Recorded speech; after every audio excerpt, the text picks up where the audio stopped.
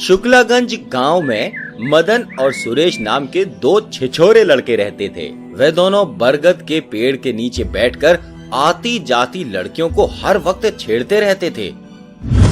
एक दिन लता नाम की एक लड़की अपनी सहेलियों के साथ पानी भरकर आ रही थी। तभी मदन लता को देखकर कहता है, अरे ओ जाने मन, जरा हमारी तरफ तो देखो, प्यास से हमारा गला सूखा जा रहा है। अगर तुम अपने मुलायम हाथों से थोड़ा पानी पिला देती तो हमारी जिंदगी भी सुधर जाती। अरे ओ नासपिटे, तेरे घर में माँ बहन नहीं है जो गांव की राह चलती लड़कियों को छेड़ता रहता है?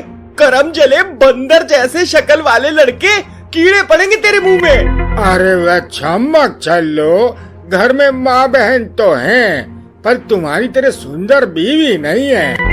अगर तुम मुझे मिल जाती, कुछ कहने की जरूरत ही नहीं पड़ती। अरे ओ गैंडे जैसे शक्ल वाले इंसान, तेरी हिम्मत कैसे हुई मेरे बारे में ऐसी बातें करने की? रुक, मैं तुझे बताती हूँ। लता ये कहकर सुरेश और मदन की तरफ बड़े बड़े पत्थर फेंकने लगती है। लता को पत्थर फेंकता देख सुरेश और मदन वहाँ से दुम दबाकर भाग जाते हैं। लता ये देखकर बहुत खुश हो जाती है और घर वापस आ जाती है। दूसरे दिन सुबह पानी लेकर घर आते समय सुरेश और मदन पेड़ के नीचे बैठे रहते हैं और फिर से लता और उसके सहेलियों को देखकर उल्टा सीधा बोलने लगते हैं। लता ये देखकर चुपचाप वहाँ से घर वापस आ जाती है। इसी तरह हर रोज लता और उसकी सहेलियां पानी भरने जाती। सुरेश और मदन पेड़ के नीचे बैठकर उनके बारे में उल्टा सीधा बोलते। तभी एक दिन लता पानी भरकर घर वापस आ रही थी। सुरेश लता का रास्ता रोकता है और उससे बदतमीजी करने की कोशिश करता है। अरे वो जाने मन, तुम जैसे लेडी डॉन की मुझे जरूरत है। चलो ना छम्मक चलो, भाग कर मंदिर में जाकर शादी कर लेते हैं। सुरेश ये कहकर लता का हाथ पकड़कर खींचातानी करने लगता है। लता को सुरेश की बात बिल्कुल भी अच्छी नहीं लगती और वह बहुत ही गुस्से में आ जाती है। गधे जैसी अकल वाले लड़के, सच में तुम लोग लातों के भूत हो। हम तुम्हें जितना भी इग्नोर करेंगे, तुम हमारे सिर पर ही उठकर बैठ जाओगे। लता ये कहकर सुरेश को मारने लगती है और लता की सहेलियां मदन को पकड़कर बहुत मारती हैं। मदन और सुरेश जैसे तैसे करके लड़कियों के चंगुल से बाहर निकलते हैं और घर आकर मदन सुरेश से कहने लगता है, भाई लड़कियों का हाथ का डंडा खाकर मैं तो पूरा ठंडा हो गया। गांव की लड़कियों को उकसाने वाली उस लता को तो मैं नहीं छोड़ूंगा। करम जली लता ने ही इन सब गांव की लड़कियों को भड़काया है। हाँ यार, ये लता बहुत खतरनाक है, पर तू उस लड़की को कैसे सबक सिखाएगा? यार तू बस देखता जा, मैं उसे ऐसा सबक सिखाऊंगा वह जिंदगी भर नहीं भूलेगी। उसके बाद रात हो जाती है। तभी आधी रात को मदन और सुरेश लता के घर के बाहर जाते हैं।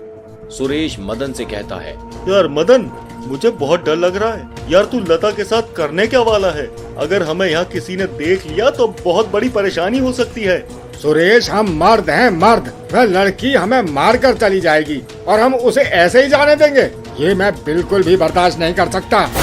चुपके से लता के घर के अंदर चला जाता है और लता के मुंह में कपड़ा बांधकर लता को अगवा कर लेता है। मदन और सुरेश लता को अगवा करके जंगल की तरफ ले जाते हैं। जंगल में लाकर लता को एक पुराने घर में बंद कर देते हैं और दोनों अपने अपने घर चले जाते हैं।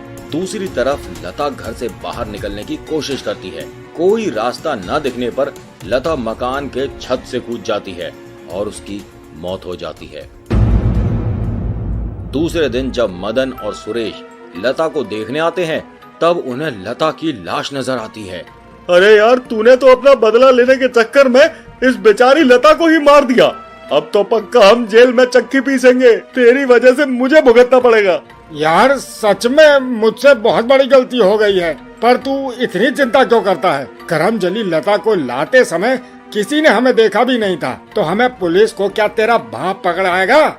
यहाँ से कुछ ही दूर में खंडर है, जहाँ पर कोई आता जाता भी नहीं है।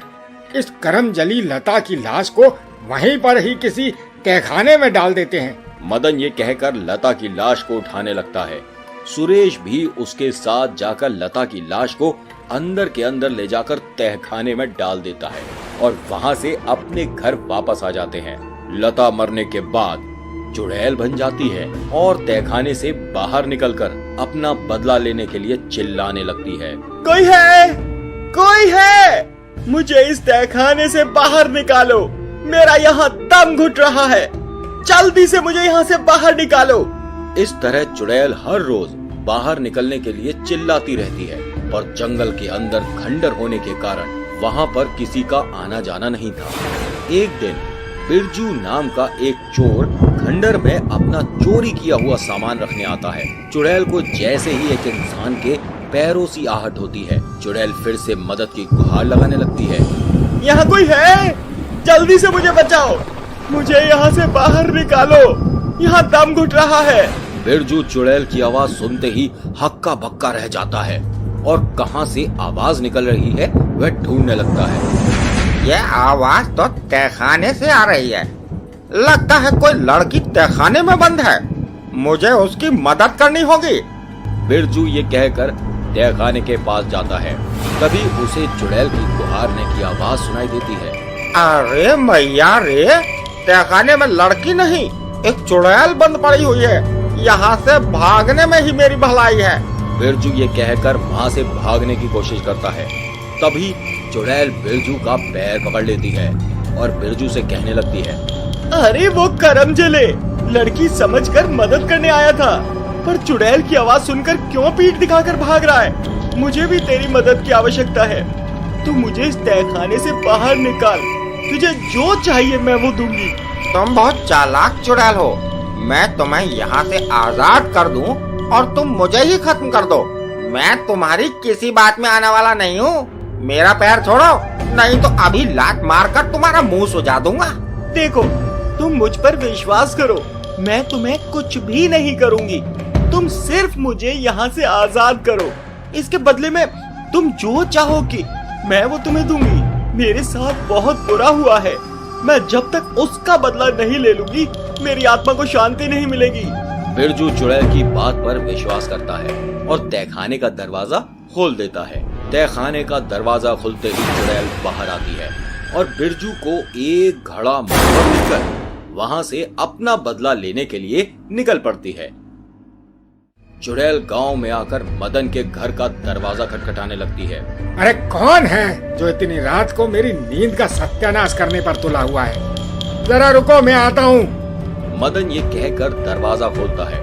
मदन दरवाजा खोलते ही देखता है उसके दरवाजे के बाहर चुड़ैल खड़ी हुई है। मदन चुड़ैल को देखकर बहुत डर जाता है, उसके पैर भी पत्थर करके कांपने लगते हैं। अरे बाप रे, दादा रे, ये करम जली चुड़ैल कहाँ से टपक पड़ी है? इस डरावनी चुड़ैल की शक्ल देखकर तो मुझे नानी ही याद आ गई। क्यों रे नास पिटे, मुझे मार कर चैन की नींद सो रहा है? अब देख मैं तेरा क्या हाल करती हूँ। अरे बहन जी, मैं तो आपको जानता भी नहीं, मैंने आपको कब मारा? लगता है आपको कोई गलतफहमी हुई है। मेरा नाम मदन है बहन जी, मुझे माफ कर दो, मैं आपके भाई जैसा हूँ। मौत के डर ने तुझे अंधा बना दिया, गौर से देख, मैं वही लता हूँ जिसे तूने मरने पर मजबूर कर दिया था। तेरी ही वजह से मेरी मौत हुई है, अब मेरी वजह से तेरी मौत होगी। अरे बाप रे, मुझसे बहुत बड़ी गलती हो गई।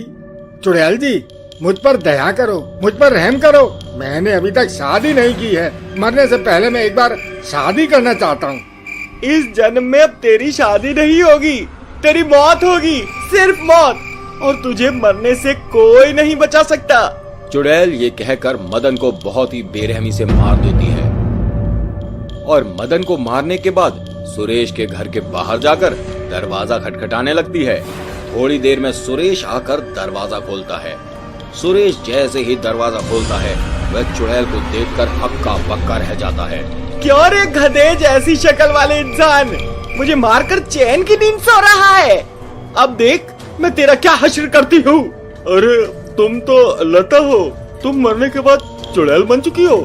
सच में तुम्हारे साथ हमने बहुत गलत किया है, मैं इसकी गलती का पश्चाताप करना चाहता हूँ। तुम मुझे मार दो और अपना बदला पूरा कर लो।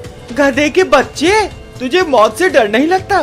डर तो लगता है, लेकिन हमारी ही वजह से तुम्हें मरना पड़ा, इसलिए तुम्हारा भी हक है कि तुम अपना बदला लो। मैंने मदन को बहुत रोकने की कोशिश की थी, लेकिन मैं नाकामयाब हो गया। मुझे तुम्हारी बातों पर सच्चाई नजर आ रही है, इसलिए मैं तुम्हें नहीं मारूंगी। लेकिन तुम्हें भी एक काम करना होगा। कैसा काम? अब से तुम्हें गांव की लड़कियों की रक्षा करनी होगी। जब भी कोई उनसे बदतमीजी करने की कोशिश करे तब तुम उन्हें रोकना।